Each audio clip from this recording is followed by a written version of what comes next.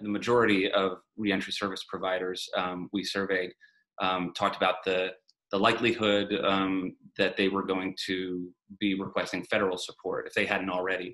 I understand that your organization also sought federal support, and I wanted to talk to you a little bit about that experience. First of all, is that right? Can you talk a little bit about sort of just what support you sought and what you experienced with that? There were two opportunities that came across my my desk. One was the emergency assistance through the federal government, and then the second one was the payroll protection program. So I had gotten in touch with my board, and we discussed what these opportunities look like, and we started to pursue both of those opportunities. And I did apply for both of them. But I gotta tell you, I did it with some hesitation. And the most significant for me was where the applications inquired about criminal history. I was not expecting that.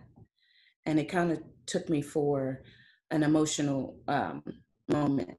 I read the application, and when I found out that those questions was on there, I closed the document and let it sit there for a couple of days, because it affected me emotionally in a way that, as a formerly incarcerated person, running this nonprofit organization for the last 10 years, knowing how essential my work is that I do, the fact that I had to speak to something that happened 25 years ago, regardless of the circumstances, but just to believe that this was a part of the application process had me shook for a minute.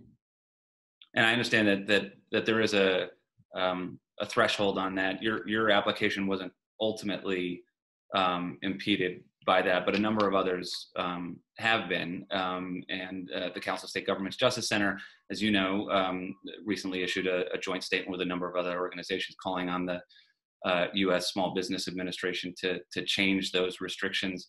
But I appreciate you bringing light to it here as well.